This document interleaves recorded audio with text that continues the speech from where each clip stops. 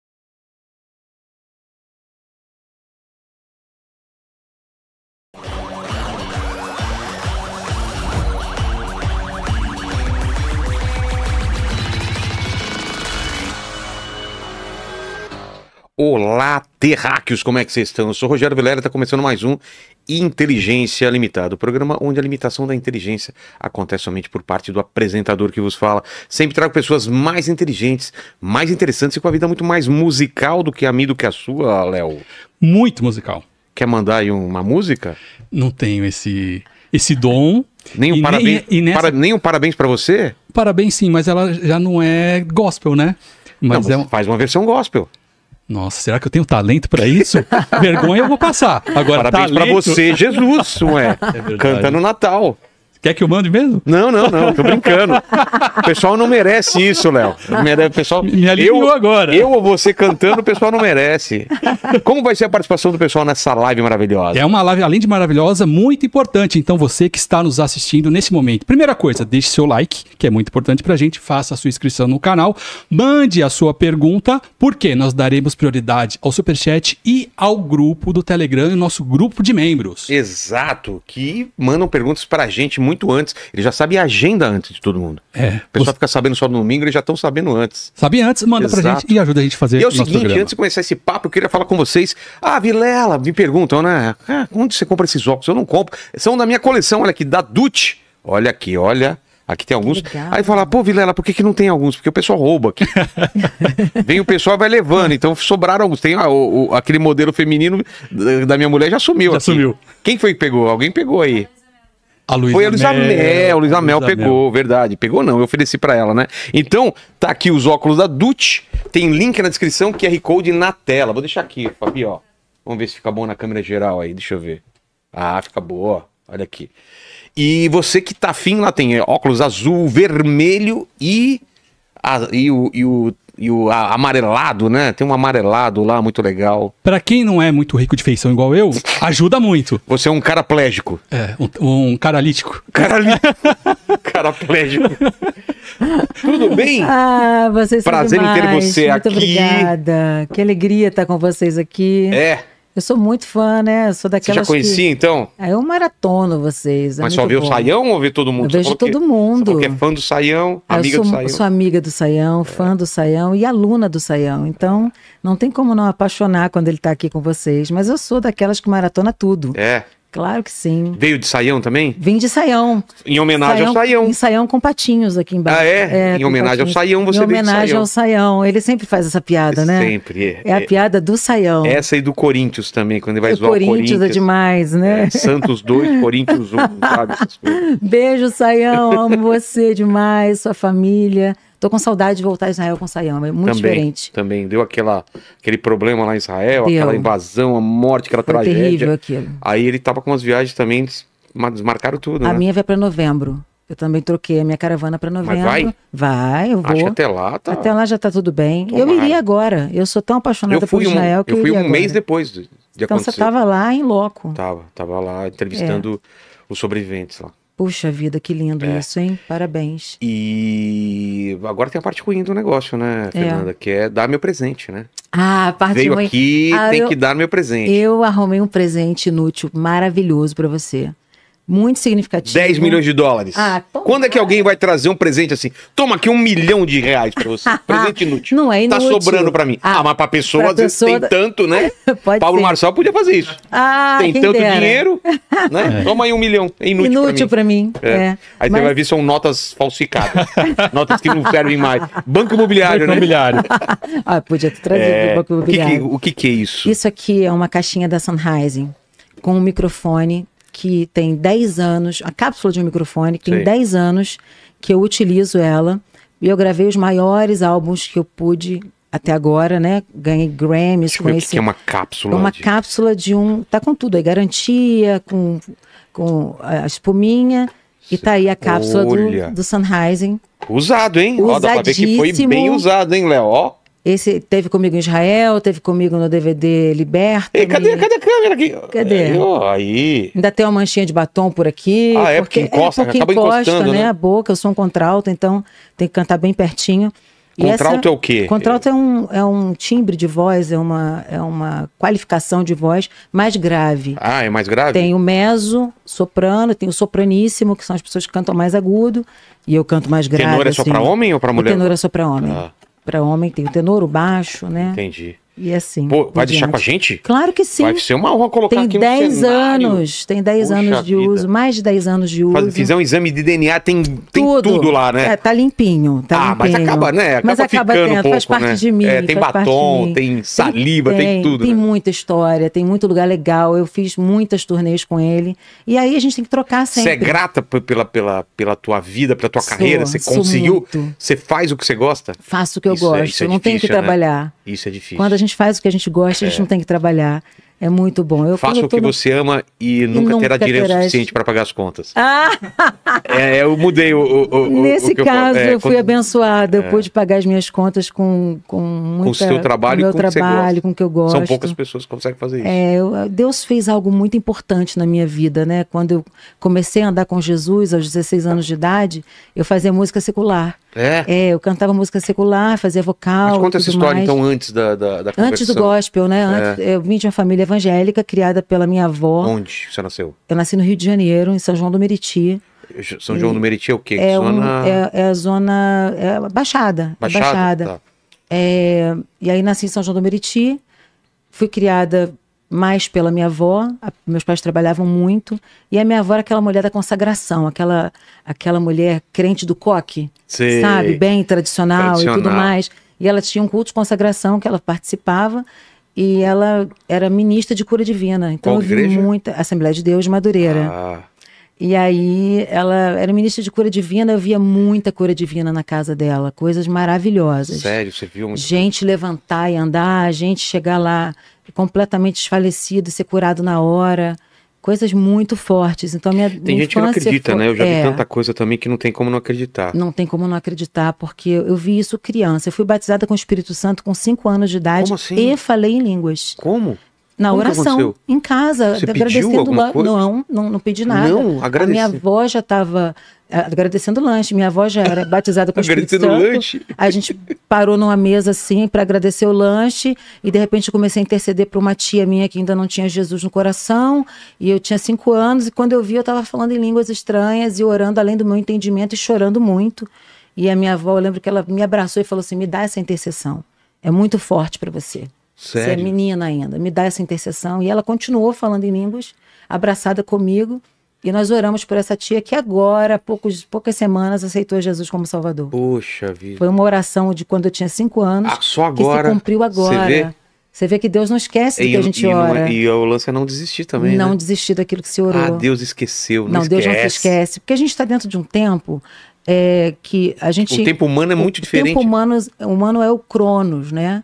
E a gente precisa ir pro Kairos. O Kairos está na linha da eternidade. E na linha da eternidade, o tempo de Deus é como um dia. E a gente não consegue nem entender como funciona, porque tá fora do tempo, né? Tá fora do tempo. Então Deus ouviu a minha oração imediatamente ao tempo em que a minha tia aceitou Jesus. Então foi simultâneo para ele. Exato. Ele está vendo o presente, o passado e o futuro dentro da linha do Kairos, e a gente está dentro do Cronos. Não tem como a gente entender muito isso, né? Mas como foi para você aos 5 anos ter uma experiência de falar línguas estranhas? Foi sobrenatural, porque... Você ficou assustado ou você já sabia isso? Eu já via os meus avós fazendo isso em casa. Mas eles explicavam o que era? Eles me explicavam mais ou menos, porque fazia parte da minha vida aquilo ali. Para mim, todo crente era assim. Eu não sabia que tinha crente que não acreditava nisso. Para mim, todo crente orava por cura divina, as pessoas se levantavam da cadeira de rodas, ou do chão, ou da enfermidade que tinham. Para mim, a cura divina era algo muito normal lá em casa. Então, quando eu fui batizada com o Espírito Santo, eu sabia que eu estava falando em línguas igual a minha avó, mas eu não estava imitando ela, era algo que saía de dentro de mim. Incontrolável. Incontrolável e maravilhoso, uma alegria, assim, um poder de Deus, uma alegria plena que eu nunca podia esquecer. E aí, meus pais não acreditaram, é claro, acharam que eu estava imitando a minha avó acreditou desde o começo, e essa experiência que me marcou, Vilela, para eu não perecer no mundo, porque com 13 anos, meus pais se separaram, e aí eu meio que chutei o balde. Na adolescência, chutei o balde e fui pro mundo, foi quando eu comecei a cantar música secular. Trabalhando mesmo. Que tipo de música você cantava? Eu fazia covers de outras pessoas. Mas em barzinho cantava? Em casas de show, em back vocal em estúdios também. E fiz vocal pro grupo Malacacheta na época. Cantei com o grupo Roma. Pessoal da década de 80, 90. Né, era o que eu fazia. Fazia vocais para jingles de marcas diferentes, aleatórias. E fazia pontas como atriz também em algumas novelas. Cheguei a trabalhar como atriz de algumas... Mas você queria fazer isso? Era uma das coisas? Queria. Como atriz eu queria me formar, queria continuar. Quando me converti eu estava fazendo Floresta Rosa e Shai Moon, 2 peças infantis, estava fazendo já teste para elenco, já tinha passado, estava ensaiando essas peças, e aí eu tive uma experiência sobrenatural. Não foi normal a minha conversão. Ninguém pregou para mim. Eu estava no meu quarto. Primeiro eu tive completamente teologicamente incorreta a minha experiência. Se você for falar com um teólogo raiz, vai dizer assim: como ela pôde ser batizada com o Espírito Santo aos 5 anos de idade e depois receber Jesus aos 16? Não é uma regra natural. Natural é você receber Jesus e depois ser batizado com o Espírito Santo. Mas a minha experiência como criança, a gente não tem como negar. Aconteceu mesmo. Então, com 16 anos... Mas você foi esquecendo, parou de orar em línguas? Parei de orar em línguas, fui entrando para revolta, para aquela coisa de não querer igreja, de não ter querer... dúvidas até das coisas que aconteceram contigo também? Eu nunca tive dúvidas das coisas que aconteceram comigo, mas eu tinha uma mágoa pelo que tinha acontecido com a minha família. Pela separação. Pela separação dos pais. Então essa mágoa me levou a andar em outros lugares, com outra galera, mas eu nunca fui fundo no mundo.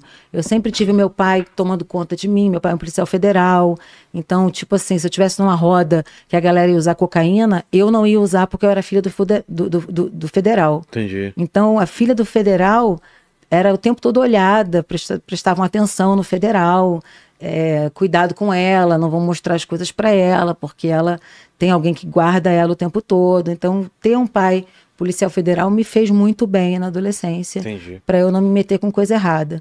E assim, eu cheguei em casa um dia muito desapontada com os meus amigos, aquelas crises dos 16 anos de idade, namorado e tudo mais. E aí entrei em casa e fiz aquela oração: Deus, se o Senhor é de verdade mesmo, se o Senhor foi aquele que me batizou com o Espírito Santo aos 5 anos de idade, aparece para mim, faz alguma coisa comigo, fala comigo de alguma maneira. E fui dormir. E esqueci que eu tinha orado isso. Tava completamente deprimida, sabe? Aquela bad trip, perdida e tal. Mas você chegou a usar droga? Não, graças a Deus não. Bebida, né? Bebida sempre chega para o adolescente. É o permitido, né? É o álcool, é o pseudo permitido, que as pessoas enfiam o pé e depois não saem mais. O pessoal subestima, né, o poder. Subestima o poder do álcool, isso é muito perigoso. Então eu... Ouviu, Léo? Olha aí, gente. Ouve. É perigoso, é perigoso. Nem sei se o cara bebe, né? Já tô jogando. Não, eu aí. tive um coma alcoólico. Sério? Eu tive um coma alcoólico com 16 anos. Que ele Eu digo tomar glicose e tudo mais. tudo, ir pro hospital. Foi uma experiência horrorosa, Nossa. de quase morte. Foi horrível. Minha mãe que foi me buscar e tal. Eu nunca mais eu quis saber de bebida na vida, né? Naquela época eu fiquei assim, apavorada com o que aconteceu comigo. E eu não dou força, não dou força. Então, eu fui para casa, fiz aquela oração de Deus, aparece para mim, fala comigo, faz alguma coisa comigo.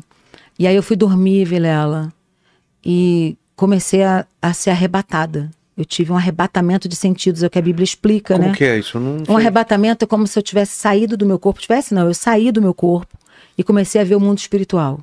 Eu vi anjos, vi demônios, vi a minha casa no mundo espiritual, porque você sabe que tudo aquilo que é natural é transcendente. Na verdade, essa mesa aqui, ela tá natural pra gente, mas ela é cópia daquilo que tá na eternidade. Como assim? Isso aqui é Tudo material, que é eu material- toco e sinto essa mesa. Mas ela é uma Existe cópia uma cópia, no mundo espiritual, na ou eternidade. essa é uma cópia daquilo? Essa é uma cópia do que tá na eternidade. Aquilo é real e isso é uma cópia, é um uma reflexo. cópia, é um reflexo. Por exemplo, biblicamente, tudo que é tabernáculo na terra, né, o que foi o tabernáculo de Moisés, o que foi o tabernáculo de Davi, o que é o tabernáculo, que vai ser o futuro tabernáculo em Israel, que vão montar, tudo isso é reflexo do tabernáculo de Deus na Nova Jerusalém Celestial. Então, na Nova Jerusalém Celestial, que você tem átrio santo santíssimo, onde está o verdadeiro Deus assentado sobre as nuvens, sobre o trono, e eu creio na Nova Jerusalém, a cidade quadrada que desce do céu, na direção da Terra, né? Os físicos da NASA, enfim, já viram esses objetos se aproximando da Terra e eles não sabem quantificar e colocar prazo nisso, mas eles sabem que alguma coisa está vindo na direção da Terra e a gente sabe que é a Nova Jerusalém, a cidade quadrada, onde Jesus está em carne, né? Ele subiu em carne, Jesus foi crucificado, ressuscitou e subiu em carne. Essa é a nossa confissão de fé mais profunda do cristianismo, que Jesus subiu em carne. Então, quando eu tive a experiência de arrebatamento, eu vi o mundo espiritual. Então, eu vi a minha casa como mundo espiritual, tudo em glória. Tudo que tinha cor ficou branco, ficou com muita glória de Deus. E eu não estava convertida de levantar a mão e ir na frente no apelo e aceitar Jesus. Eu fiz uma oração, lembra da minha oração desesperada, né? E aí eu saí do meu corpo, fui andando na direção da sala. E era, mas era a sua sala diferente ou sua sala exatamente? Era a minha sala exatamente, só que toda em glória. Na verdade, as ela luzes, ficou... as cores são diferentes? Tudo ficou branco, como se você tivesse ligado um grande holofote na minha sala. Tivesse uma luz muito grande entrando. Um grande holofote entrando e assim, o sofá era verde, ficou branco. Sei. Eu andava e as coisas estavam muito iluminadas. E eu cheguei na sala da minha casa, muito real. Eu não sabia que eu estava sendo arrebatada. Sei. Eu estava assim, vivendo aquela experiência e pensando que eu tinha morrido, que eu tinha exagerado em alguma coisa, que eu tinha... Realmente, Deus tinha me ouvido, estava me levando. E aí eu vi um trabalho de feitiçaria feito para os meus pais, nesse mundo espiritual, que eu não via antes, né? Mas estava na sala da minha casa. E eu, como boa filha de crente, o que foi fazer? Jogar fora. Claro. Meter a mão e falar, tá repreendido em nome de Jesus, vou jogar isso fora. E não pode? Eu não podia, eu estava completamente errada na minha vida, toda de cabeça para baixo, no mundão, cheia de brechas. Bebendo, cheia de brecha, andando com quem não devia e tal. Aí que acontece uma coisa maravilhosa comigo nessa hora. Quando eu fui botar a mão no trabalho de feitiçaria, abri uma janela no nada, porque já se não bastasse a glória que estava na minha sala, abri uma janela no nada e me atravessou uma água, como um som de muitas águas, ao mesmo tempo era voz e era luz. E os meus pés saíram do chão e eu fiquei com essa água atravessando o meu peito, com essa voz, que disse para mim a letra de um hino que o meu avô tinha feito no momento que ele queria suicidar-se. Nossa. Há muitos anos. E a voz falou para mim assim: não te deixes vencer, pois tu podes morrer sem a luz do céu ver. Lá do alto da cruz jorram raios de luz que te podem iluminar. Só então has de ver, nunca mais vais morrer, pois Jesus veio para te salvar. Aquilo falou comigo e me largou. E aí eu botei os pés no chão e falei, isso é real. O que está acontecendo comigo é real. E eu vi um espírito maligno no canto da minha casa, em forma de criança, sem camisa, com uma calça jeans toda rasgada. E aquele espírito ria muito da minha cara. E aí eu falei, Deus, eu não posso fazer nada porque eu tô toda errada, mas o Senhor pode. O que o Senhor vai fazer por mim agora? E aí um anjo muito grande apareceu na minha sala, na porta da minha sala, do tamanho da porta. Esse anjo apareceu para mim. Hoje eu sei que os anjos podem aparecer de maneiras diferentes. Eu conheço a classificação angelical. Eu sei que são anjos, arcanjos, querubins, anjos mensageiros. Eu necessariamente não sei qual a qualificação desse anjo, mas me parecia um arcanjo. O que a Bíblia diz, né? Um anunciador, um anjo de guerra. E ele apareceu na minha sala com um coque no cabelo, assim, um cabelo todo prateado, e não falou comigo, eu não falei com ele. E ele entrou na minha sala, pegou o trabalho de feitiçaria, jogou fora, o espírito maligno que estava na sala passou por baixo das pernas dele e sumiu. E aí uma voz falou comigo, escrita no meu peito, não era voz de ouvir. Como assim? Você viu, olhou e apareceu alguma coisa? Eu não olhava, mas eu conseguia ver. E hoje eu sei que era hebraico. Na época eu não tinha a menor ideia de que era hebraico aquilo. E o que estava escrito? Não temas, eu sou contigo. E depois falou, deita na sua cama. Eu voltei pro meu quarto, deitei na minha cama e bati sentada na mesma hora. Bateu, sim? Bati sentada, eu levantei. Sei. Como... Eu voltei pro corpo e me sentei imediatamente. E na hora que eu me sentei, eu vi que eu tinha sido arrebatada. Eu percebi que aquilo não era sonho. Eu tinha passado uma noite inteira vivendo aquilo. Ali eu me converti. Ali eu larguei tudo. Ali eu larguei a música secular. Eu estava com um contrato. Você tomou essa decisão? Um contrato para assinar de uma grande gravadora na época. E como você teve essa força de... Eu simplesmente me converti. Eu falei, tudo que eu tenho eu quero usar para o evangelho. Tudo que eu sei, tudo que é artístico, tudo que é... Primeiro que eu fui ser pastora. Eu fui estudar para ser pastora.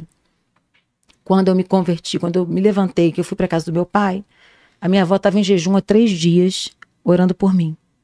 E aí eu comecei a contar a história pro meu pai na sala, e o meu pai parou e ficou me olhando e falou, tá bom, muito boa a tua história, mas o que você vai fazer agora? Eu falei, vou buscar poder de Deus. Vou buscar poder de Deus. E aí eu ouvi no rádio da minha avó uma igreja chamada Deus é Amor, que estava tocando, a minha avó orando junto com o pessoal da igreja. E aí eu falei assim, eu quero ir nessa igreja que a minha avó escuta. E a minha avó lá de dentro, glória a Deus, aleluia, porque ela sabia que o que estava acontecendo comigo tinha a ver com o jejum e a oração dela. Sim. E aí eu falei que isso é coisa da minha avó, cara. Isso é coisa da minha avó. Meu pai falou assim, é real? Mete a mão no telefone e liga para todo mundo e desfaz a sua vida. É o que você quer? Assim? Então vambora, me desafiou. Aí eu comecei a ligar pro teatro. Gente, olha só. Então faz aí. E faz aí, eu fiz mesmo. Pode colocar o sub no meu lugar, eu não vou estrelar a peça. Pode colocar fulano de tal no meu lugar, eu tô fora. Liga pra banda. Sem justificar ou já justificando, sou crente agora. Sério? Agora eu sou crente, não posso. Aí ela pirou. Pirou, tá maluca, é crente agora. A turma da banda, da minha banda, na época ficou muito chateada. Imagina, né? Do Roma e tal, que já existia, né? Eu, na verdade, fazia vocal. Vocês iam assinar o contrato? Eu ia assinar o contrato, não a banda. A banda já estava estourada, já tinha sua vida profissional e musical. Você ia fazer um contrato solo? Eu ia fazer um contrato solo para substituir uma cantora muito famosa. Eu vou deixar para lá, porque senão eu vou dar muito spoiler. Ah, poxa. Ah, não vou contar, não. Dica. Não vou, não. Só dica. Ela estava estourada nos anos 90. Então você não vai falar. Você me conta depois, então. Te conto em off, não tem problema. Tá bom. Mas eu já ia... Já posso falar, é aquela cantora americana, né? É, uma cantora. A Adele. Era a Adele, pronto. A Adele nem era nascida. É verdade, né? Era a que seria a Adele. A que seria a Adele. Mas deixa isso pra lá, que dá muito pano pra manga. Lá... Aí eu liguei pra banda. E pra gravadora? Pra gravadora eu falei, não vou assinar. Como você não vai assinar? A mulher do diretor falou assim, menina, você é um perigo de gol terrível, você vai dar muito certo. Eu falei, não, agora eu sou crente, eu só canto gospel. Isso não existia muito há 30 anos, essa coisa de... Que tinha no gospel, tinha Shirley Carvalhais, tinha Cassiane, mas tinha uma galera... já tinha... Tinha, mas eu não conhecia. Quando eu vim pro gospel, todo mundo era muito desconhecido para mim. Entendi. Eu conhecia muito o secular. E aí, no telefone, eu fui ligando e desfazendo os contratos com todo mundo, e o pessoal muito louco. E tranquila? Tranquila, você na paz. E aí eu comecei a ir para Deus é Amor, com meu pai, com a minha avó, ia para os cultos de libertação, ora por mim, vê se eu tenho alguma coisa ruim, tira de mim tudo que for ruim e tal. E eu comecei a fazer seminário e meu pai falou assim, olha, Fernanda, essa é uma igreja que não aceita mulheres como pastoras. É isso que eu ia perguntar, porque você falou pastora, não é toda igreja que aceita, né? Se você quer ser uma pastora um dia, eu vou ter que te levar para uma outra igreja. E aqui você não vai ser nem pastora nem cantora. Tem toda uma disciplina, tem todo um modus operandi da igreja. E eu super respeito isso. Claro.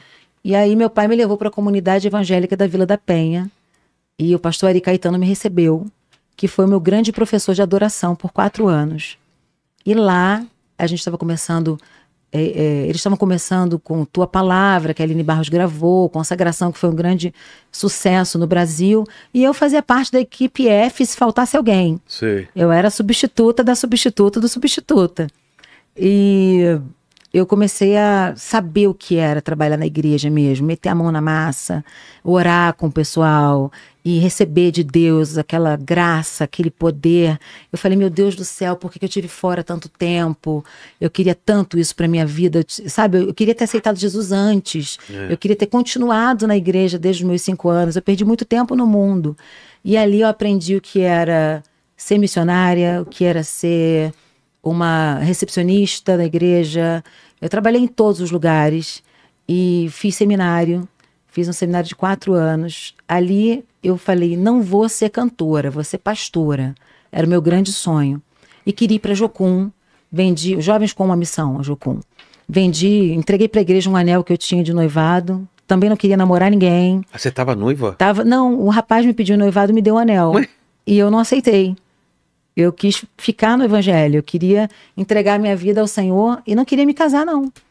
Então eu continuei no seminário, só que a galera do secular fez um disco para mim. O pessoal do Roma fez um disco para mim. Falou, olha, você vai embora, mas você não vai embora sem gravar um disco, que é um desperdício. Você vai gravar um disco e a gente vai tocar para você. E fizeram um disco chamado Feliz de Vez, que a gente vai lançar agora, o original, primeiríssimo tape com a Sony. E aí eu fui embora com o disco estourou. Pô. Estourou, eu tinha ido para os Estados Unidos para ficar no seminário de lá com meu pai falou, você volta, você não vai ficar aqui. Não sentiu de Deus, não quis me deixar lá no seminário. Voltei para o Brasil, o disco estava estourado. Aí procurei fazer um CD, porque era a transição, sou antiga, né, Vilela? A transição do CD, do álbum, do LP pro CD. E aí que eu encontro o Emerson. O Emerson foi o grande produtor da minha vida e é até hoje, porque eu conheci num show em Curitiba, com ele me dando um fora daquele, tipo, não senta no meu case, aquele cara, tipo, sai de cima do meu teclado, foi super louco. Eu falei, garoto metido, sabe? Que loucura. E depois ele era melhor amigo da Exla, que hoje é minha best, e me apresentou ele e a gente começou a gravar o Meu Bem Maior. E a gente se apaixonou no meio do Meu Bem Maior. Ele fez a música Amar Você, que foi minha primeira 100 mil cópias da minha história de vida. E dali nós fomos para disco de platina, para disco de tudo, né? A gente bateu aí vários recordes com esse primeiro disco, o primeiro álbum, que era um CD na época. E o Emerson já tinha gravado? Já tinha gravado a Vigília com outros cantores, com outros músicos. Ele era um grande produtor já. Eu que cheguei achando que ele tinha dinheiro, ele achou que eu tinha dinheiro, a gente se apaixonou e a gente viu que eram dois duros para casar.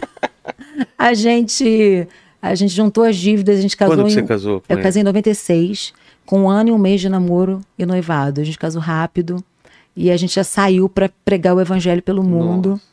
E foi uma coisa maravilhosa, a gente deu uma química imediata, né? Foi algo maravilhoso. Ele já é filho de missionária e eu já na missão. E aí ele foi batizado com o Espírito Santo a seguir, que era algo importante para mim, que a gente tivesse a mesma teologia, o mesmo pensamento teológico, a mesma linha de pensamento teológico avivado, pentecostal.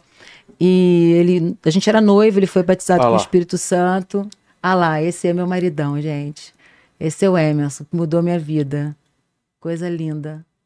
E a gente é muito apaixonado até hoje, sabe? 28 anos de casados. Aliás, ele mandou um grande beijo para você, teu fã. Usa suas camisetas todas. Usa as camisas famosas aí que você usa também.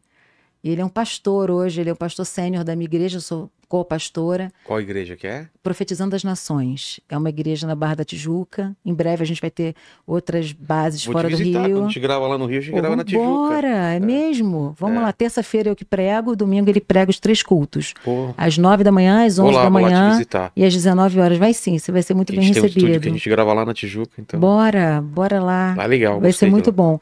Então, essa química que deu na gente foi maravilhosa. A gente começou a tocar no Brasil todo. Mas com 7 anos de casados, a gente tentou ter filhos. A gente começou a tentar ter filhos. E foi um grande desafio pra gente, porque todo bebê que eu engravidava eu perdia. Então eu perdi 2 bebês antes do Isaac e 2 bebês depois do Isaac. Poxa. E o Isaac mandaram tirar. Mas te falaram o que era? Eu não tinha diagnóstico. Ah, não é não era sabia qual algo era o problema. não. Hoje a gente tem uma desconfiança. A minha médica diz que eu tenho um tipo de trombofilia. Mas na época eu fiz todos os exames que existiam. Não apareceu nada. Não aparecia nada, porque a trombofilia teria um tratamento para poder engravidar. Eu fiz os maiores tratamentos de Crossmet positivo, negativo. Procurei engravidar in vitro, tudo que você imaginar. Sim. E quando eu fui fazer in vitro, eu estava grávida da Laura, já foi mais para frente. Mas voltando ao Isaac, ele era um ovo morto retido, quer dizer, um embrião que não desenvolveu. Não tinha batimento cardíaco. Nossa. Depois acharam batimento cardíaco, depois perderam o batimento cardíaco. Aí disseram que ele estava morto. E aí, Fernanda, tem que tirar. Se você sangrar, principalmente, tem que tirar. E eu sou completamente pró-vida. Eu não aceito aborto em situação nenhuma. E a não ser quando há risco para a vida da mãe, a gente pode comentar, até dialogar sobre isso, mas eu ainda assim sou a favor da tentativa até o fim. E eu falei, não vou tirar o Isaac. Não sabia se era menino ou menina. Eu falei, não vou tirar. Eu vou esperar e vou orar. E eu orei por 14 dias. Sangrei durante a gestação. Não avisei a minha médica. E eu lembro que eu fui pro banheiro, coloquei a mão na minha barriga no Natal. E falei assim, espírito de Jezabel, você que se alimenta dos fetos. Segundo a palavra de Deus, né? Jezabel que adorava Moloque. Adorava Baal, perdão. E se alimentava de fetos e sacrifícios de criança. Eu falei, esse não vai ser um alimento para você. O meu ventre não é uma sepultura e eu vou gerar. E aí repeti o exame. Vilela, quando eu repeti o exame, eu fui com o exame anterior para o médico. Quando eu repeti o exame, tinha batimento cardíaco, o Isaac já tinha os cotos, bracinhos e perninhas, e o batimento valendo. A implantação uterina era outra. O que é isso, implantação porque ele estava implantado saindo do útero.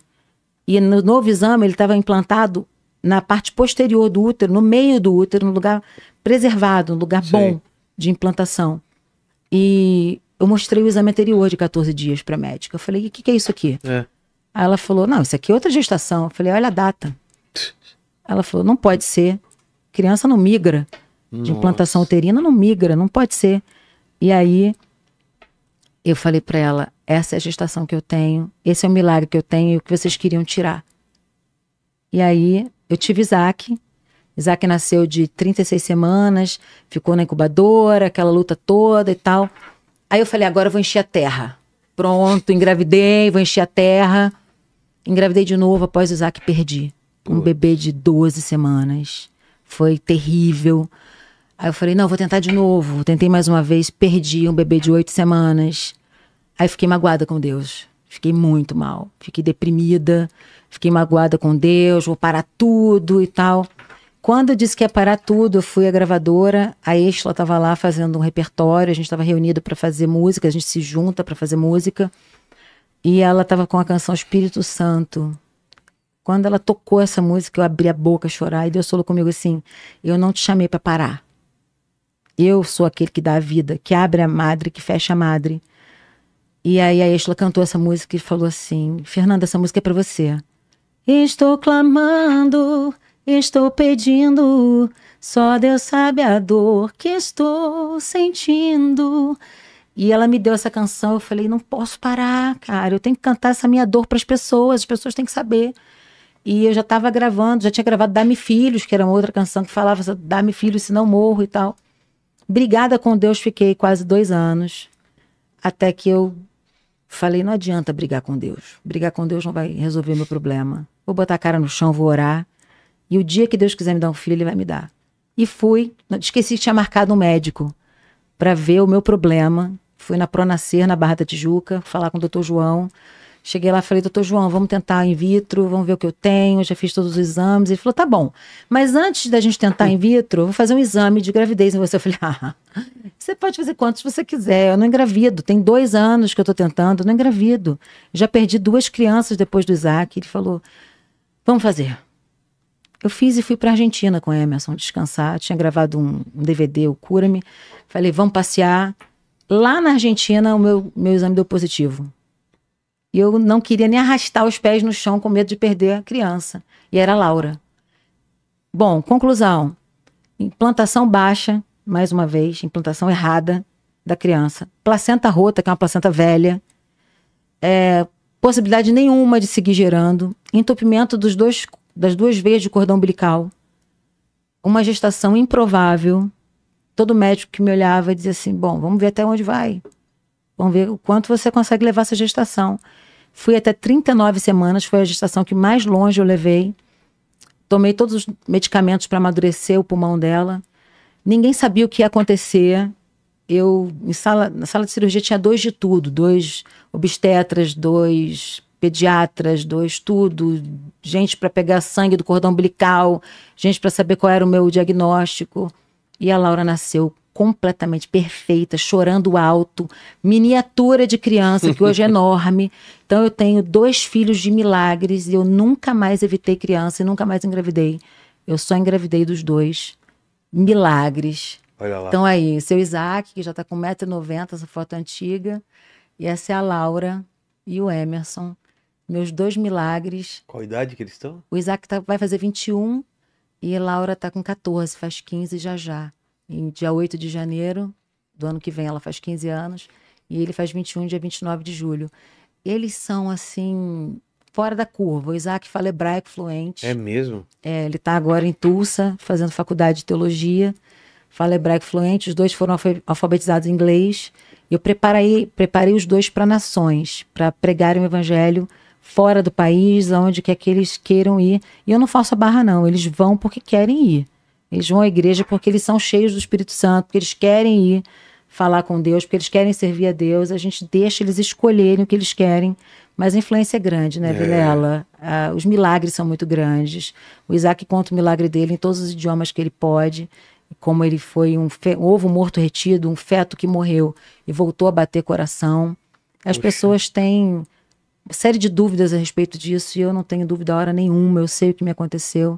E eu não tenho só esse milagre para contar, eu tenho alguns outros bem diferentes. Posso contar outros? Claro. Eu tinha 17 anos, fazendo seminário, quando meu pai caiu morto na minha frente. Eu já fui até perseguida por esse milagre, por contar essa história.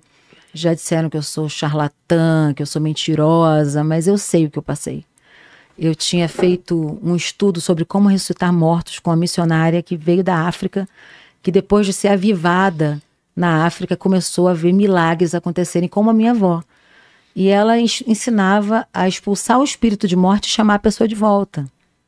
Então eu vi isso acontecer através do seminário que ela ensinou pra gente, deu pra gente. Eu tinha uma apostila desse seminário com testemunhos dela. E eu fui visitar o seminário de Curitiba com o meu pai, que já era sócio do seminário que eu estudava, para ficar por perto, para estar junto comigo. Eu era muito novinha ainda, com 17 anos. E ele foi comigo para Curitiba, tomou um café e caiu morto na minha frente. Nós fizemos tudo. Os pastores expulsaram demônio, fizeram massagem cardíaca, ele urinou todo, ficou com aquele corpo que você percebe a cor, né, sem boca. E ficou muito tempo ali parado, no mínimo com uma parada cardíaca muito grande, e de 1 hora, e ninguém volta disso. E depois que todos oraram, eu botei a mão no peito dele e falei, Nélio, espírito de morte, sai dele em nome de Jesus. Nélio, volta aqui agora. Quando eu fiz volta aqui agora, ele voltou. E nós levamos ele para o hospital. Só que, assim como eu tinha sido batizada com o Espírito Santo e falei em línguas com 5 anos de idade, ele voltou dessa morte só falando em línguas. E ninguém entendia o que ele falava. Ele só falava em línguas, e a gente entrou no hospital com ele, na cadeira de rodas e tudo. O médico que pegou ele para examinar gritou para a médica, para a enfermeira: enfermeira, corre aqui que esse homem não está vivo. Agora eu não sei se a pressão estava muito alta ou se a pressão não existia. Não sei te explicar isso agora. Mas ele voltou falando em línguas e eu falei: pai, está na hora de você voltar para Jesus. Porque ele estava separado da minha mãe, meu pai ia ser pastor, e uma vida inteira na igreja com a minha avó. E ele falou: tá na hora. E voltou para Jesus, casou com a esposa dele. A vida começou a se organizar, a família começou a se organizar novamente. Minha mãe também se casou, voltou para Jesus. Com a minha conversão, a família toda voltou para a igreja. Porque as pessoas viram como eu estava e viram como eu fiquei. Então a minha vida no evangelho foi muito intensa. Tudo que eu vivi foi muito para agora. Então minhas experiências de arrebatamento, de ver anjo, de ver demônios saindo das pessoas, essa minha vida espiritual foi muito sobrenatural o tempo todo. E isso me manteve no evangelho de maneira muito séria, sabe? De muita intensidade. E essa é a minha vida até hoje. É algo que eu prezo muito por viver. Meus filhos também são batizados com o Espírito Santo, também falam em línguas estranhas. Eu sei que o maior dom é o amor, né? Não, as línguas estranhas não são as mais importantes na lista dos dons, mas elas são, segundo a minha crença pentecostal, a evidência do batismo. A evidência pode acontecer de várias maneiras, mas as línguas estranhas são as mais populares dentro das evidências do batismo com o Espírito Santo. Então, minhas crianças receberam muito novas essa evidência, mas o dom do amor é o mais importante para a gente lá em casa, porque sem amor a gente não consegue nada. Sem amor a gente não chega a lugar nenhum. Que não tem o dom das línguas e se sente menor por causa disso. Não tem pode, a ver, né? não pode. Não é desse jeito. Você pode buscar intensamente. A minha sogra, por exemplo, é uma das maiores mulheres de Deus que eu conheço, em oração, em ação social, e não fala em línguas estranhas, e nem por isso ela é menor do que a gente. Pelo contrário, eu a considero muito maior do que a gente. Ela é uma pastora de missões que arrecada 6 toneladas por mês para as pessoas que precisam de alimento. E foi assim no Morro do Juramento durante 35 anos. E hoje está na nossa igreja arrecadando 6 toneladas. Então, a gente não pode ir por aí nunca. A gente tem que ter um equilíbrio interessante na nossa teologia. E tem que entender que é importante. É importante. Você vai orar além do seu entendimento? Vai orar além do seu entendimento. É mais fácil de profetizar quando você fala em línguas estranhas? Pode ser que seja mais fácil, mais fluido. Mas você pode profetizar sem falar em línguas também.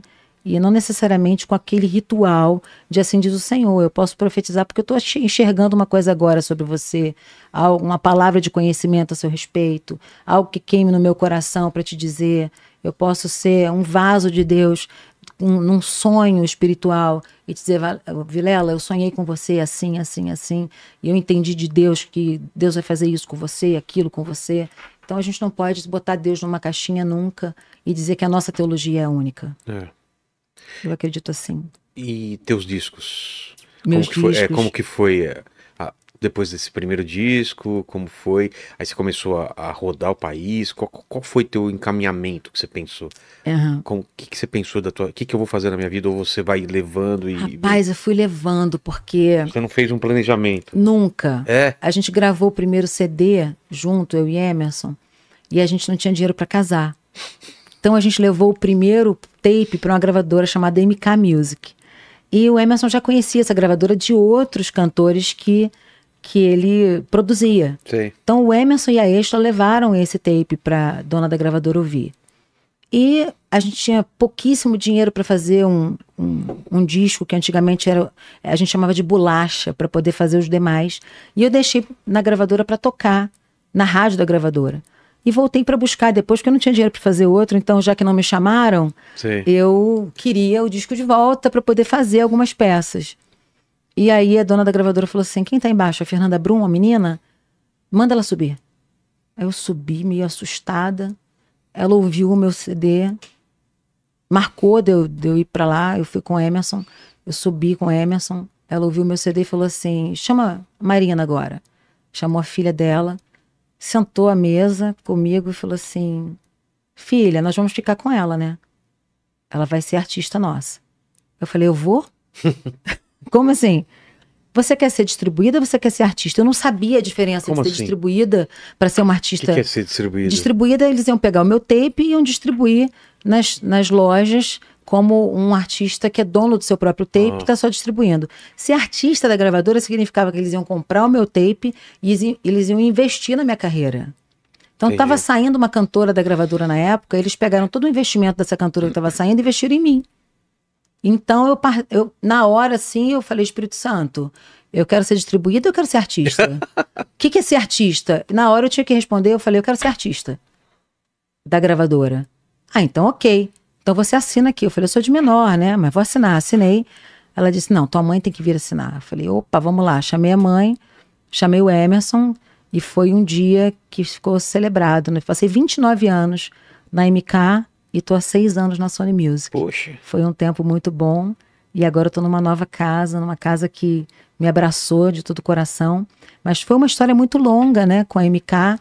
Lá eu conquistei 2 Grammys latinos, sempre os discos sendo lançados e com muita vendagem. Como que é a seleção pro Grammy? Você sabe como funciona? Sei porque Você se meu marido inscreve é da cadeira... Ou não? Eles Meu que marido escolhem? foi da cadeira científica É. da música. Normalmente a gravadora inscreve o cantor e passa por uma mesa que vai examinar aquele trabalho. Primeiro que o Grammy Gospel é muito interessante, que ele tem que ser gospel. Você não pode não falar de Jesus na sua música. Ah, tá. Porque você vai estar concorrendo com os outros seculares. Então, eles têm que ver se realmente o seu tape é gospel. Não adianta você fazer de conta que é uma música gospel e mandar para lá para concorrer. É o prêmio de música cristã Entendi. de língua portuguesa. Eu levei 2. E o Emerson tem mais 2. Tanto meus, e concorreu muito mais aos Grammys do que eu, porque ele produzia outros cantores além de mim. Então, nós paramos de contar as cópias vendidas em 6 milhões de cópias. Pô. Foram 6 milhões de cópias em 29 anos, foi muita coisa. E agora a gente está passando para os views, Isso né? que eu ia falar, mudou tudo Agora agora. a gente tem que fazer uma reunião para saber quantos views, que eu não sei de cor. Quantos plays, Mas são quantos muitos views. plays. E- Streams. É, Streams, eu falei E como errado. funciona? Você ainda pensa como um disco, como uma obra completa ou lança por música? Graças a Deus eu posso lançar um álbum completo, uma obra completa. Esse o que... Ah, é o do Grammy? Esse é o Grammy Latino que eu lancei, que eu ganhei da Eternidade gravado ao vivo em Israel. Eu gravei ao vivo em Israel. Onde você gravou lá? Eu gravei numa praça. Como é que é o nome lá, Rebeca? Como é que lá? Você não estava nesse, né? Promenade. Gravei ao vivo, levantamos drone. Israel sabe que é impossível fazer isso com autorização do Exército. Nós pudemos lançar um drone. E de vez em quando aparecia a polícia, desce o drone. Aí tinha autorização do Exército, sobe o drone. Foi uma loucura. Gravei com 7 graus, muito frio. Veio uma tempestade do Mar Morto na nossa direção. E se abrisse a mão, não fechava de novo. Com esse microfone que está aí, no Presente Inútil. Sei. E foi maravilhoso. Nós gravamos e ganhamos o Grammy da Eternidade. Foi esse aí. Foi um sonho, né? Foi maravilhoso. E foi um dos meus maiores sucessos, a música que a Glória fez comigo, que agora eu não sei em quantos streams já tá, mas já passou aí de 25 milhões de streams.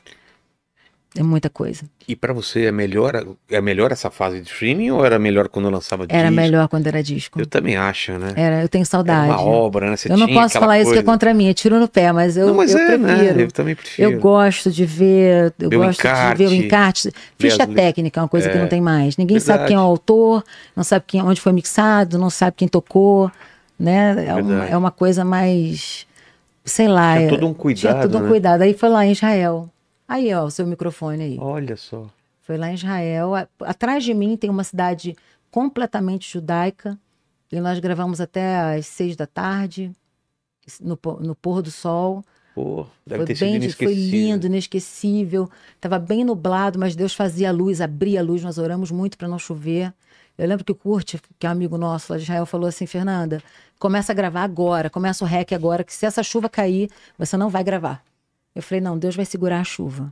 E choveu em volta e não choveu na gente. Poxa. Foi maravilhoso. Vale a pena assistir esse DVD. Ele está no meu canal do YouTube. Vale a pena assistir, foi uma experiência maravilhosa. Foi tremendo. Israel, né? É. Israel e suas experiências. Você vai todo ano lá? Todo ano, 2 vezes por ano. E Eu vou com caravana, vou sozinha. Não me canso. Meus 40 anos de idade eu comemorei em Israel, numa casa de adoração. Eu fui com um casal de amigos e nós ficamos lá adorando, numa casa muito linda. E foi o meu sonho, né? Tocando tambores, que eu gosto de tocar tambores quando eu estou ministrando. Algo muito ímpar, muito particular do meu ministério são os tambores proféticos. Quando a gente ministra cura, libertação, a gente ministra batismo com o Espírito Santo, a gente usa as alfaias, são tambores de pau de faia, que Deus me revelou quando eu fiz um jejum da Teshuvá. A Teshuvá, que é um arrependimento judaico, né? Antes de uma das festas deles, eu fiz também esse arrependimento em Jesus, e 14 dias de jejum e oração, e nós começamos a gravar com os tambores. A partir daí, Apenas um Toque, que foi um dos meus maiores sucessos ao vivo, né? Eu tenho CDs gravados em estúdio e CDs gravados ao vivo. E uma das minhas maiores experiências em estúdio foi o Profetizando as Nações, que foi um álbum que eu gravei, que do jeito que você tem esse cenário aqui, eu entrei no estúdio e coloquei os países nas paredes. Eu comecei a colocar mapas por todos os lugares e os músicos tinham que chegar e gravar escolhendo um país, escolhendo um continente. E esse álbum foi completamente dedicado à igreja perseguida no planeta. São 380 milhões de perseguidos no planeta. Pessoas que não podem professar sua fé, que são perseguidas e são mortas porque não podem professar sua fé em países como a Coreia do Norte, o Iraque, a Eritreia, países que estão no ranking de primeiros perseguidos no planeta. Eu doei esse CD para Portas Abertas e hoje eu sou embaixadora da Missão Mais, que também é uma missão que cuida da igreja perseguida, que não apenas leva comida, leva bíblias, leva a palavra, mas tira essas pessoas de área de perseguição. Teve uma jovem que gravou um CD na Eritreia, a Ellen Berhane, e mudou o governo da Eritreia. Era um país livre para se cantar, e na mudança de governo ela foi presa por cantar música cristã. Então é como se a gente estivesse no Brasil e de repente mudasse o governo e você não pode mais ser crente, você não pode mais cantar música cristã, você não pode mais falar de Jesus em lugar nenhum. Ela foi presa e chegou para mim através do Portas Abertas um CD dela. E eu ouvi aquilo, eu fiquei completamente comovida, sabe? Ela cantando no idioma dela. E eu falei, essa menina é de Deus. Onde é que ela tá? Ela tá num container no deserto. Como assim num container no deserto? Tanto ela como crianças. Eu falei, isso não existe. Nossa. Não pode ser em pleno século XX, XXI, né? A gente não tem condição de estar vivendo isso. E eu comecei a ligar para alguns senadores no Brasil, para algumas pessoas, e pedindo por ela, a gente tem que ter alguém no país que fale com o governo da Eritreia, alguma embaixada que se comunique com o governo da Eritreia, porque eu quero essa menina aqui no Hospital Sara para se cuidar. Tinham quebrado a perna dela, tá ela aí. Ela tá num lugar que ela não posso dizer onde ela tá agora, né? Que ela tá escondida, mas frequenta a minha casa, alguém que eu amo demais. E a Ellen foi uma mulher que eu lutei muito por ela no Brasil. E os senadores brasileiros começaram a falar com os senadores dos Estados Unidos, os embaixadores começaram a se falar, e nós conseguimos, através do Portas Abertas, retirar a Ellen desse container que ela apanhava. E era o seguinte, era um papel para ela assinar e negar Jesus. Nossa. Se ela negasse a Jesus, Vilela, ela podia sair do container. O container fazia 50 graus de dia e 11 à noite. Então ela passou 2 anos e meio nesse container. Então batiam nela, quebravam a perna dela, chegaram a quebrar a perna dela, e ela dizia, vocês são muito bons de bater, e eu sou muito boa de pregar. E ela ficava no container. Então, eu não posso dizer como, mas eles tiraram ela desse container. O cara que tirou ela do container foi morto. Nossa. E conseguiram passar ela por uma parte da África, da Eritreia para um outro país, e desse outro país para a Europa. E ela está em lugar seguro agora, pregando o evangelho e contando o testemunho dela para onde ela vai. Já foi na nossa igreja, já foi na minha casa.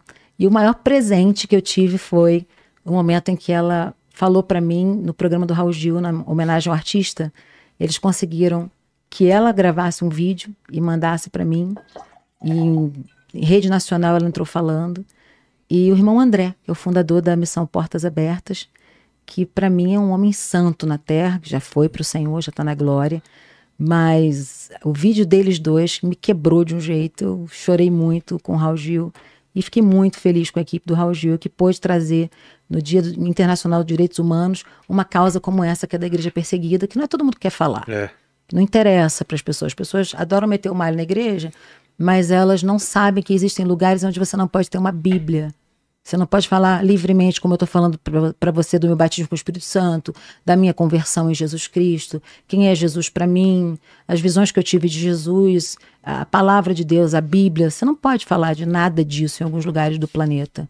E há uma ignorância muito grande a respeito disso, porque a gente fica com briguinhas e picuinhas de quem é melhor, de quem faz melhor, qual é a teologia melhor, quem fez isso, quem fez aquilo, deixou de fazer.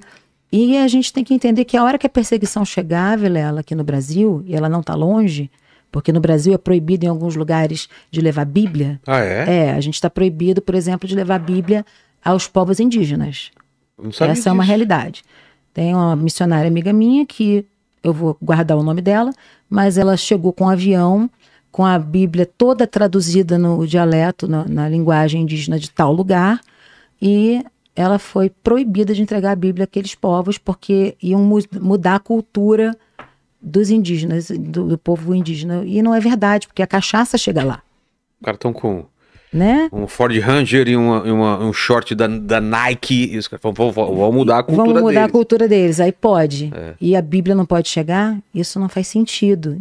A todos os povos, Não pode ser tribos... forçado, mas Não, você tem que se oferecer. se aceitar. Todos os povos, tribos, línguas e nações receberão a palavra de Deus. Agora, se eles vão querer, Aí já é outra coisa. outras coisas. Eu acredito muito no evangelismo pelo Espírito Santo, pelo poder do Espírito Santo, que não é o evangelismo forçado, como se conheceu nas guerras, na escravidão, né? No período dark da igreja. Não é nada disso. Eu acredito no poder do Espírito Santo e na conversão genuína, naquilo que Deus pode fazer com a gente. Fala, Léo, que dúvidas você tem? Eu tenho, mas temos perguntas do grupo do Telegram. Então que manda. enviaram aqui pra gente. Eita, tá? vamos lá. Vamos lá. A Renata pergunta aqui, ó. A gravação do projeto comemorativo de 30 anos que você gravou na África foi uma realização. O que tem de tão especial nesse projeto? Se você pode contar algumas passagens dessa gravação. Uau! Primeiro que foi o impossível. Você sair com uma equipe de 27 pessoas, 23 pessoas para Angola, com a ajuda da gravadora, claro, mas com a ajuda da igreja, principalmente. A igreja, a minha igreja e a igreja Família da Fé, o Profetizando das Nações e a Família da Fé, eles investiram nesse projeto com passagens aéreas e a missão Baluarte nos recebeu lá. E desde os meus 17 anos que eu queria ir para a África para pregar o evangelho. Quando eu estourei com a música aqui, o meu plano era ir com a Jocum para a África. E eu não pude ir mais. A vida passou, Vilela. 20 anos ministrando, pregando, fazendo shows, a vida passou e eu não fui à África. Eu gravei Eu Vou e não fui. E eu estava muito arrasada com isso, assim, fazendo uma retrospectiva de 30 anos de ministério. Eu falei, Deus, eu ajudei tanto a África, eu mandei recursos, eu gravei sobre a África e eu não fui. Como isso vai acontecer comigo? 30 anos e eu não vou? Deus falou para mim, se levanta e vai, começa. E eu cheguei para a igreja e disse, gente, Deus mandou eu ir para a África. E as pessoas começaram a se mobilizar para isso. E a minha gravadora disse, vambora. Eu cheguei na gravadora e falei, vai ser uma dor de cabeça. Como é que as pessoas vão acreditar em mim, que Deus falou comigo, que eu ia para a África? Como vai ser isso? Eu não tenho dinheiro, eu não tenho recurso para esse projeto tão grande e caro. Porque eles são muito simples, mas eu precisava atravessar o mar, eu precisava chegar em outro país, com muita gente, com equipe de gravação de cinema, com a equipe toda de produção, mais os médicos que iam ajudar as crianças órfãs da Baluarte. Então eu gravei esse DVD, que a gente ainda chama de DVD na África, né? Mas é um álbum visual, com 400 crianças em situações assim precárias, né? Crianças carentes mesmo, Sim. mas elas não eram carentes de amor, não. Elas eram carentes só de recursos. E elas todas foram muito simpáticas. Ali é o meu momento uau, né? Meu momento maravilhoso. Mas a Baluarte também funciona no Congo com crianças órfãs de guerra. e funciona no Brasil, no Nordeste, com crianças também que necessitam de toda ajuda. Então é muito bom falar da Baluarte aqui com você. E quem quiser Se tiver ajudar, um link pra que a gente colocar também tem Baluarte World, a gente coloca, né? @ Baluarte World, e vocês podem ajudar. A gente coloca Vai na descrição, ser então, pra quem quiser bom ajudar. caminho pra gente ajudar. E foi sobrenatural. É um sonho realizado de uma missionária. Você chegar e poder entrar em lugares que você não entrou antes e conhecer pessoas que, na verdade, me abençoaram. Eu cheguei para abençoar, mas a gente tem cenas disso. Eu ajoelhada com as crianças, com a mão na minha cabeça, orando por mim, profetizando sobre a minha vida. E nós fizemos um documentário que vai ser lançado da minha ida à África. E fizemos também uns 30 anos que eu não quero parar de África. A África hoje faz parte de mim, como Israel faz parte de mim.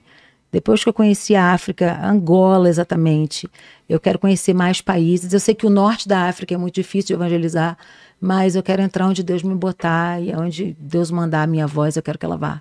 Amém. Amém. Você já rodou bastante o mundo? Já, bastante o mundo. A América do Norte quase toda. Já foi ao Oriente Médio, foi a Israel cantar, o que mais? América Latina, mas falta muito ainda, Vilela. Eu tenho muitos sonhos, eu tenho alguns Japão, CDs. você não foi ainda? Japão, a gente está para ir agora, está com convite para ir para o Japão. Eu tenho alguns álbuns gravados em espanhol, mas ainda quero gravar em inglês, ainda quero gravar em italiano. São os próximos passos de sonhos meus, né? 30 anos passaram muito rápido, mas ainda tem alguns lugares para alcançar. Fala em espanhol aí pra gente a próxima pergunta. Habla espanhol, Manda, Lely. Precisa da IA. Manda uma perguntita para nós outros. A Isabelita, então tá. Espera um pouquinho, essa foto eu não tinha visto. Essa Olha que foto na linda. África foi na hora que nós saímos correndo com as crianças para pintar um muro. Tem um clipe que nós vamos lançar que se chama Alguém, que fala que tem as crianças pintando o muro comigo e teve guerra de tinta. Foi uma maravilha, foi uma alegria. Esse é o meu momento uau, sabe? Quando eu tô com as crianças. Ali eu tô completamente realizada, no meio do meu povo, no meio das minhas crianças, da alegria que eles têm. Não tem como sair daí da mesma maneira. Você, quando vai à África, você volta com uma alegria, com uma graça que você nunca viu antes, que você nunca experimentou antes. Eu te convido para ir com a gente. Esse aí é o Marcos Freire, que é ele entrou agora para Forbes como um dos missionários com menos de 30 anos, 33 anos. Ele está lá na frente da Baluarte África. E ali é a Estela, minha melhor amiga, que foi o cupido meu com o Emerson. E nós somos melhores amigas até hoje. É minha amiga do coração. Cantando uma canção linda que já vai sair também. Manda, Léo. Vamos lá. O Paulo pergunta aqui, ó. Você é conhecida na comunidade evangélica, além de ser um exemplo de mulher cristã, alcançar notas graves que poucas mulheres alcançam. Você sempre teve esse tom mais grave na sua voz ou foi mudando com o tempo? Foi mudando com o tempo.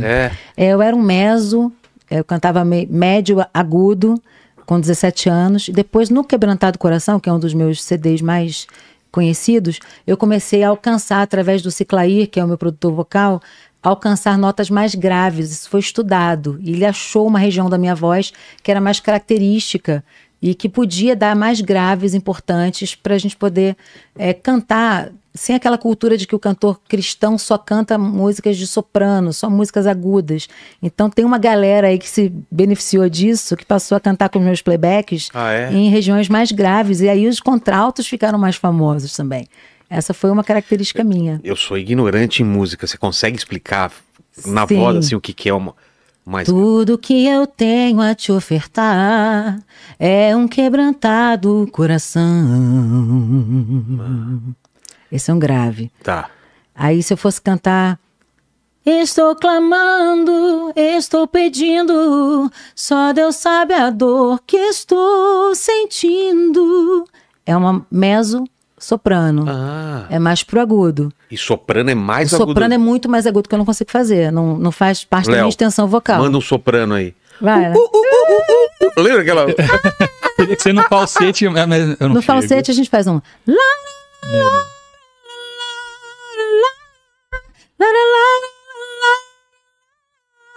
seria nessa Por que região. chama falsete? Falsete porque é uma voz que não é plena minha. Você tá roubando no jogo, é isso? Eu tô usando uma região que não existe pra mim, mas eu consigo emitir através de técnica vocal. Mas muito cantor faz isso, né? Faz, com certeza. É um recurso. É um recurso para quem estudou canto. Legal, né? Muito legal essa Você não parte. canta, não? Putz, eu Nem falei no banheiro? Então, canto. Aham. Quando vem gente aqui, eu começo a cantar e já teve gente que fala assim, Vilela, tá desafinando. Aí eu fico só mexendo a boca pra não atrapalhar a pessoa. Ah, que isso. Mas eu falei pra minha mulher que eu vou estudar canto. Estuda esse ano. sim, vai ser Eu muito tenho bom. muita vontade de... Toca algum instrumento? Putz, nada. Nada, você tem que A entrar pro mundo da música, música cara. pra mim, eu sou do mundo das artes, desenho e tal, Sim. mas música é uma coisa que eu sempre quis. Cheguei a fazer uma época aula de canto, eu não conseguia. Vambora, você vai conseguir. Aí eu quero conseguir agora alguma coisa. Alguma coisa você vai conseguir sim. Cantando na igreja, eu acho que a gente É consegue. porque eu vou fazer um programa novo que vai ter muita música e eu queria entender Queria chegar mais. lá. É. Eu acho que você consegue sim, você é esforçado. Vamos lá. Vamos lá. É. Fala, Léo! É Tem mais com pergunta? você! Temos mais 2 perguntas aqui. A Karina tá perguntando, ó. Tenho muita vontade de atuar. Você pode comentar um pouco sobre como surgiu a sua relação com o teatro, especialmente com a companhia de teatro Jeová Nissi? É esse o nome? Jeová Nissi. Nissi. Sim, Jeová Jeová Nissi, Nissi. eles são um grupo de teatro, dos grupos de teatros mais famosos do Brasil. Eles ganharam um troféu agora, se não me engano, foi o Bibi, né, Ferreira, ganharam o troféu, o Kaique, que é o diretor-geral dessa equipe de teatro, e como eu fui atriz também, eles meio que me colocaram no mundo do teatro. Eu pude também atuar com eles numa peça chamada Amnon e Tamar, uma peça que eu também escrevi a 4 mãos com eles. E agora eu sou super fã, eu estou em todos os eventos, eles abrem os meus eventos, que é o Profetizando as Mulheres, que acontece todo ano no Rio de Janeiro, com mulheres do Brasil inteiro. Aliás, se você quer ir esse ano, www.profetizandoasmulheres.com.br, você pode fazer a sua inscrição por lá. Então eles abrem os meus eventos, e nós fizemos um clipe chamado Cura-me, e foi muito forte. O Kaique participou. O Kaique, então, é um diretor de teatro muito legal, é um cara muito famoso. Ele faz O Jardim do Inimigo, que é uma peça muito interessante, que é o diabo falando com a igreja. Falando contra a igreja. Do Éden? Como se fosse o C.S. Lewis falando do meu diabo favorito, um negócio assim, ele falando, vocês que pregam a verdade, mas depois falam mal do irmão, no seu enterro vou levar flores. Ele tem esse jargão, né? E já tem mais de 10 anos de Jardim do Inimigo, uma peça que está em cartaz, e aqui em São Paulo também eles têm em cartaz o Radassa, um espetáculo maravilhoso, e tem um espetáculo que fala do William Seymour, que é o avivalista da Rua Azusa, e eles têm ali em cartaz com eles um pastor maravilhoso, o Ademar de Campos, com eles fazendo William Seymour, e outros sucessos, outras pessoas que cantam muito no teatro. Então o teatro gospel cristão tá toda no Brasil, tá bombando. Eles têm também uma base na Índia, eles têm bases na Angola também, na África, e a arte cristã, ela hoje é popular brasileira, né? A música cristã gospel, ela por lei é popular brasileira. Como assim? Ela é considerada? Ela é considerada, e por lei, isso foi um decreto do Crivella, e hoje ela é música popular brasileira também. Então ela se encaixa como nesse nicho de música popular brasileira no estilo gospel. Então o estilo gospel hoje é considerado popular brasileiro. Eu acho isso maravilhoso, porque é para todos, né? A música gospel é para todo mundo. A gente quer alcançar cada vez mais gente. Você gosta desse rótulo gospel ou você acha... Gosto. Gosto. Eu sou uma cantor gospel cristã e Porque adoro isso. Gospel é uma coisa mais ou menos recente, né? Antigamente não chamava 30 gospel. anos, 40 anos. Antes era o quê? Na verdade, a música gospel ela tem a primazia no Brasil. Como assim? A primeira música a ser gravada no Brasil foi um hino em disco de cera. E só ver o Jardim do Inimigo, esse é o Kaique. Meu parceiro, meu amigo, ele tem mudado a história da arte no Brasil. Muito meu amigo, muito querido. E a música cristã, ela tem primazia no Brasil. Data de depois do descobrimento, um grupo norte-americano gravou um disco de cera no Brasil, de hinos. E depois disso, cerca de 50 anos depois, se grava o primeiro vinil. Então a música cristã, ela primeiro foi gravada do que a música secular. É mesmo? Popular brasileira ou secular, Não sabia. como se diz. Então, na verdade, a primazia é nossa. E a música gospel, como se conhece hoje, cristã como se conhece hoje, ela vem de 50 anos, de 40 anos atrás, com muita luta, com o pessoal andando de Kombi, sem poder gravar, com muito preconceito. Eu também passei por muito preconceito, De que com tipo muita de preconceito? dificuldade. De ser uma coisa Não menor? toca não porque é gospel, não toca não porque é cristão, não pode tocar nessa rádio, não pode nesse programa de televisão. Então a gente foi furando essa bolha. Para estar aqui contigo hoje foi um caminho, né? Para a gente estar conversando sobre a música cristã brasileira, foi todo um caminho que os meus antepassados trilharam. Os meus antepassados viveram muita perseguição, de estar cantando numa praça e tomar uma pedrada. Eram os bíblias, eram os crentes, era muito difícil para a gente isso. Então eu já peguei o gospel, a música cristã, mais aplainada, porque eu já tinha rádios, eu já tinha shows em praça pública, mas a dificuldade de fazer, por exemplo, shows na Quinta da Boa Vista, podia todo mundo, mas quando era pro gospel eu não podia. Isso foi sendo vencido aos poucos, e hoje a gente consegue fazer shows de prefeitura, né? Os prefeitos convidam a gente para estar no dia gospel. E tem público, né? E tem 30 mil pessoas, 40 mil pessoas. Qual foi o maior show que você já fez de público? 120 mil pessoas na Quinta da Boa Vista. Onde que é Quinta da Boa Vista? É o lugar onde ficava Dom Pedro. É ali perto do centro da cidade, onde tem um parque. 120 mil pessoas. 120 mil pessoas. Como que é? É uma Fazer loucura. É uma loucura. São ondas de pessoas. É um mar de pessoas. E DVD meu, eu tive um recorde de 60 mil pessoas no Profetizando das Nações em São Gonçalo. Nossa. Num palco que os rebeldes tinham deixado lá, aquela banda rebelde, né? Sei, tinha você feito um show. aproveitou. Aí a gente ficou com o palco pra gente no dia seguinte. Também rebelde também, Também né? rebelde, né? Então a gente ficou com o palco pro outro dia e montamos uma estrutura maravilhosa e vieram 60 mil pessoas. Foi lindo. E eu tenho uma dúvida sobre música de louvor e música gospel. É a mesma coisa ou não necessariamente uma coisa toda a música gospel é a música de louvor? Deveria ser, mas o louvor, por exemplo, o louvor significa falar bem de Deus. A adoração é falar com Deus. Então, o louvor ele é horizontal e a adoração ela é vertical. É igual a cruz, vertical e horizontal. Então, quando eu digo assim, vou cantar um louvor, eu vou cantar uma música cristã que vai falar bem de Deus. Esse foi qual? Esse aí deve ter sido o Louvorzão da 93, da Rádio 93. Mas eu tô falando de outros, do Canta Rio, que também tem na Praça da Apoteose. Mas aí eu acho que é na Quinta da Boa Vista, não é? Esse aqui na Quinta da Boa Vista. São públicos enormes, assim, que desculpa, a gente... você estava falando da diferença de louvor para adoração. Sim, a adoração é quando eu falo bem de Deus. Para você ou para o auditório que está assistindo, eu começo a dizer como Deus é bom, eu estou falando bem de Deus. A adoração eu falo com Deus, direto com Deus. Então são canções que eu canto direto para Ele e outras canções que eu canto a respeito dele. Essa é a diferença entre louvor e adoração. Então eu canto louvor e adoração, as duas coisas. E tudo isso é música cristã. E no culto? No culto a gente pode fazer as duas coisas. Dá pra fazer as duas coisas. Normalmente a gente começa do átrio até o Santíssimo. Não tem o princípio do tabernáculo? Sim. Átrio, santo e santíssimo. Sim. Então a gente começa no átrio, onde todo mundo está celebrando, como o povo de Israel fazia no átrio, celebrando para que houvesse o sacrifício. Hoje a gente não precisa mais de sacrifício por causa de Jesus Cristo. Então no santo lugar, que é mais de koinonia, de comunhão, tá um em comunhão com o outro, e ali a gente celebra uma música de comunhão. Somos corpo, assim bem ajustado. Então a gente consegue cantar uma música pro outro, olhando no olho do irmão. E daqui a pouco a gente tá, quem já pisou no santo dos santos, falando com Deus direto. Em outro lugar, não sabe viver. E ali eu tô falando com Deus diretamente. É uma sequência, do átrio até o Santíssimo, onde ficava a arca. Hoje, a gente não tem mais arca no Santíssimo Lugar, mas a gente tem Jesus, que é o símbolo da arca. 100% homem, 100% Deus. Assim como a arca era 100% de ouro e também de madeira, nós temos hoje Jesus Cristo no lugar da arca. E por isso nós adoramos direto a Deus. O véu foi rasgado, o véu que separava no Santíssimo Lugar do átrio e do Santo Lugar. E hoje a gente pode entrar por esse novo e vivo caminho que é Jesus. Entendi.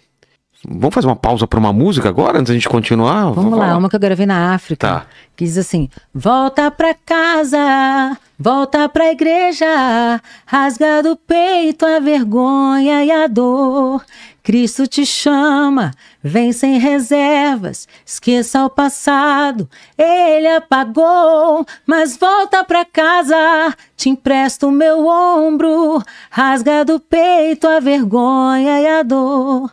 Cristo te chama, mesmo ferido, e o amor que cura te faz vencedor. Fala, Léo. Tinha da Isabela que eu acabei pulando, mas tá. vou voltar aqui, ó. A Isabela pergunta: qual o sentimento, que é muito do que a gente está abordando agora, qual o sentimento que vem quando você compõe ou canta as suas músicas ou um louvor? Tem alguma música preferida que mexe e tem alguma história pessoal, e se você pode cantar? Uau, temos muitas canções que mexem comigo, porque a maioria são de composições minhas e do Emerson. E Que vem de experiências. que vem de experiências nossas, vem das perdas dos bebês, vem de coisas que nós alcançamos, almejamos e vencemos. Tem músicas que falam do começo da igreja, da nossa igreja, que tem 8 anos de idade, que é uma igreja bem jovem. Mas tem uma nova que diz: não há nada que eu queira mais, teu amor me satisfaz. Aí essa canção ela fala que não tem amor de mãe, não tem amor de pai, não tem amor de homem, né? De todos os amores eu escolho a ti. Acenda o fogo em mim, mora em mim, de todos os lugares eu escolho a ti. Essa tá forte agora no meu coração, porque eu pude entender o amor de Deus além do amor filéu, sabe? O amor ágape. Sim. O amor que é de Deus, que é diferente do amor de um homem com a mulher. É diferente do amor de uma mãe para um filho, de um filho para a mãe. É o amor de Deus que transcende tudo. Eu tive uma experiência muito dura há pouco tempo, quando nós perdemos o Mateus, né? O filho da Estela, que foi criado comigo como sobrinho. E ele morreu aos 17 anos de meningite. E eu quis desistir de tudo nessa época. E foi quando a gente começou a igreja. A gente tinha uns 4 meses de igreja. E aquela hora que você pensa assim: por que comigo? Se eu já venci tantos CTIs, já tirei tanta gente pelo poder da oração de CTIs, tanta gente curada. E foi um drama muito grande que a gente viveu, principalmente a Estela, que é a mãe, né? Claro. E eu fiz uma música para ela, e se chama A Carta. E foi uma música que eu pude colocar na carta tudo que eu não pude fazer por ela. Tudo que eu não pude ser para ela porque eu estava deprimida, porque eu estava mal. E essa música foi um bálsamo para mim. Depois você pode ouvir, pode conferir no meu canal. Tem um clipe dela também. Mas o meu livro, que aliás eu queria te dar. Aí.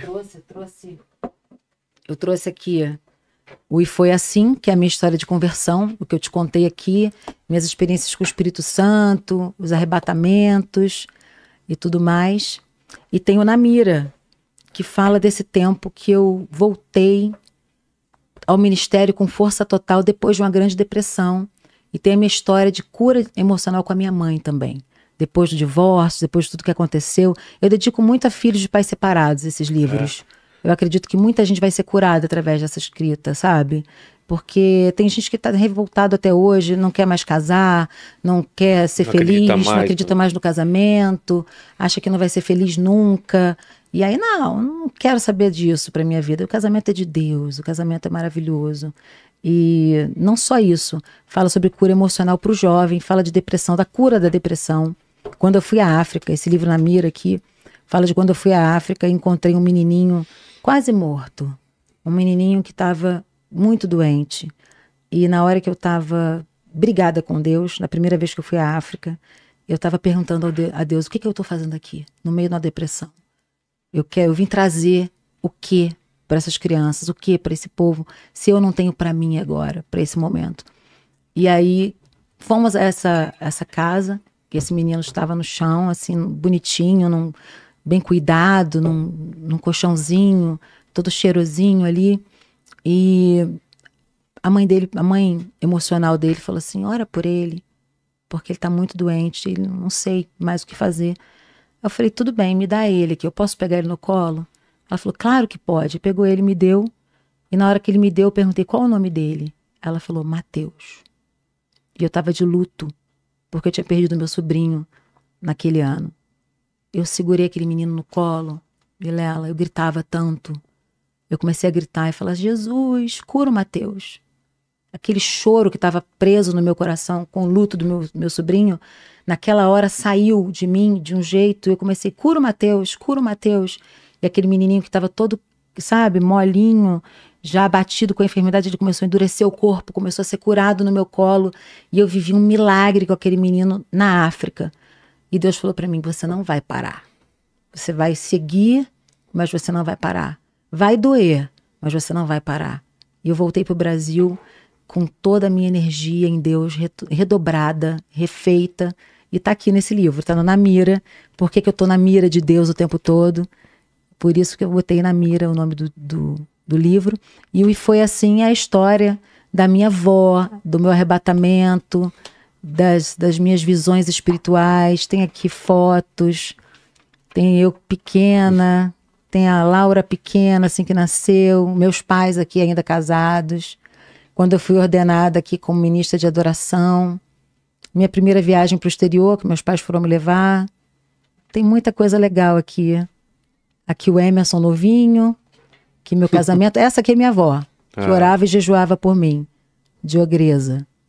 Que nome diferente, né? Ogresa. Diogresa. A Diogresa. Diogresa. Aqui foi a visão que eu tive. Tem várias visões que eu conto aqui, de anjos, revelação sobre a igreja fria, a igreja que não estava quente nem morna, que tinha que ser avivada no Brasil. Tem muitas histórias interessantes nesses 2 livros aqui, de experiências com Deus e com o Espírito Santo. Pô, minha mulher vai demorar esses Vai devorar, ela vai amar. Com certeza. Vai amar, sim. Com certeza. Fernanda, eu queria agradecer demais o papo. Você leu as últimas, né? Mas você dizer que você não está livre, não, porque eu sempre faço 3 perguntas para todos os convidados. Eita, contigo vamos não lá. vai ser diferente. Obrigado demais por dividir a tua experiência, a tua vivência. Queria Obrigada. que você depois fechasse aqui com alguma música também. Mas a primeira pergunta é: qual foi o momento mais difícil da tua vida ou da tua carreira?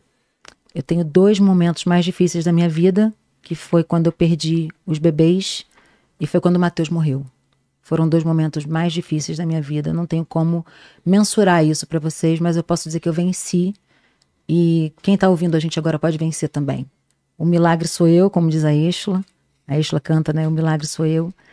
E o milagre sou eu de fato. E eu tô aqui para dizer que Deus tem muito mais para fazer pra gente.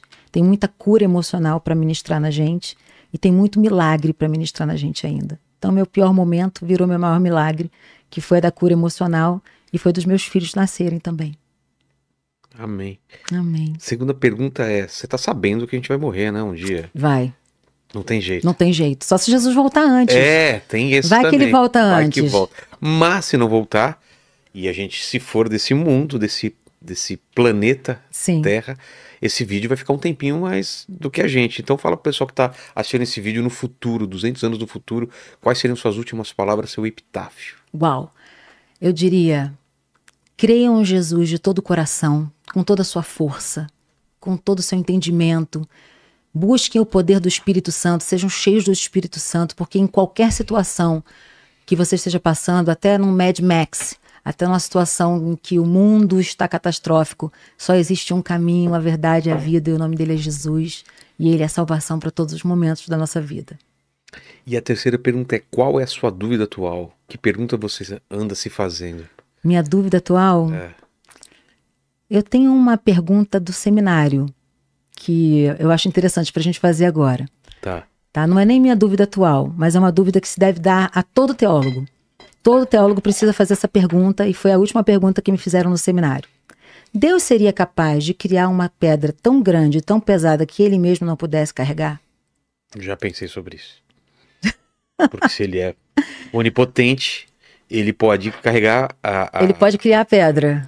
Carregar a pedra. Carregar a pedra. E se ele é capaz de tudo, ele pode criar uma pedra que ninguém possa carregar. Que ninguém, mas que ele poderia carregar. Exato. Mas se você diz que ele cria uma pedra que ele não pode carregar, você está dizendo que ele não pode carregar a pedra que ele criou. Não tem resposta para isso. E se ele não puder criar uma pedra tão pesada, ele também não pode criar. Então eu acho que essa é a pergunta de todas. Mas o que eu tenho me perguntado... O Léo tem a resposta. Tem, Léo? Léo, E aí? E aí? O Deus chat pode criar uma pedra que ele não pode carregar? não pode. Mas aí você tá Então dizendo que ele não é onipotente. Então ele pode. Mas ele tá dizendo que ele não pode carregar. Então não pode. Mas a minha maior pergunta é o que farei agora para os meus próximos 30 anos? O que mais eu posso aprontar diante de tanta coisa que eu já fiz? Mas minha pergunta é essa. E agora, Deus? O que a gente vai fazer agora?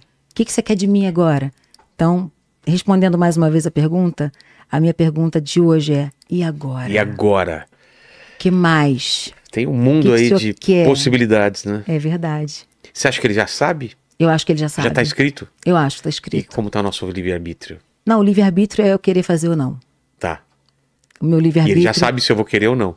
Talvez sim. Ixi, isso é Agora a gente tem que discutir isso. isso é complicado. A gente tem que voltar com o Saião aqui para falar sobre isso, porque Sempre pergunto essas isso. perguntas... Eu acredito que nós somos predestinados em Cristo Jesus. Tá. Em Cristo, Deus me predestinou para o melhor.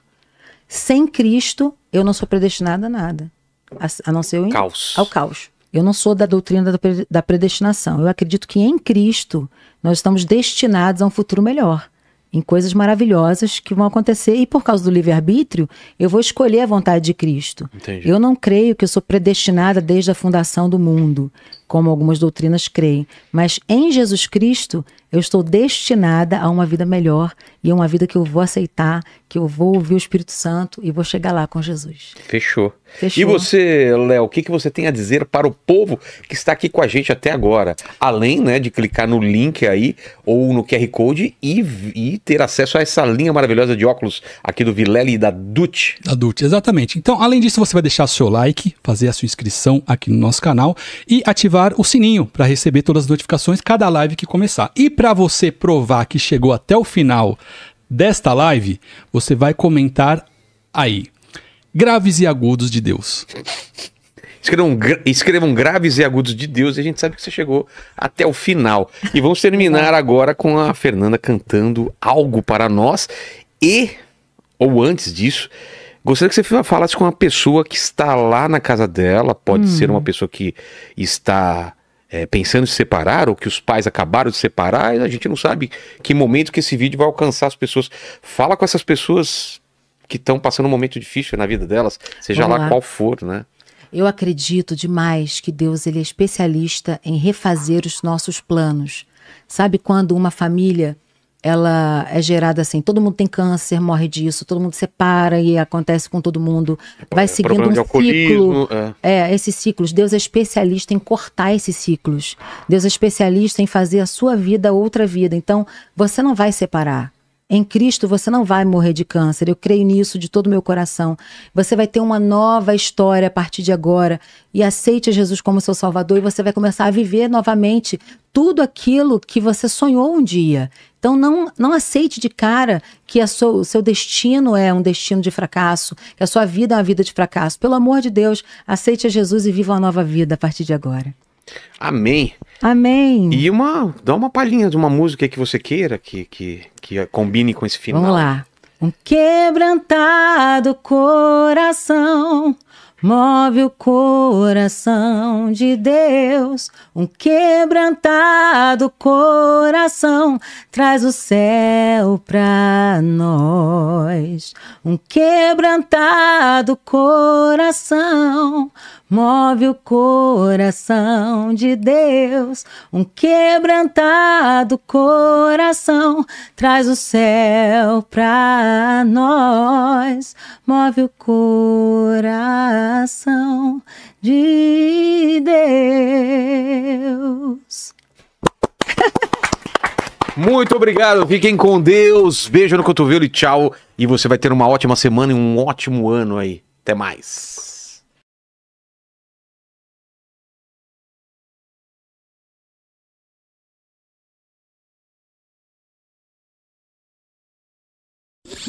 TV Gospel Brasil. TV Gospel Brasil. No Facebook, Instagram e YouTube. WhatsApp 149-9705-5518. Acesse.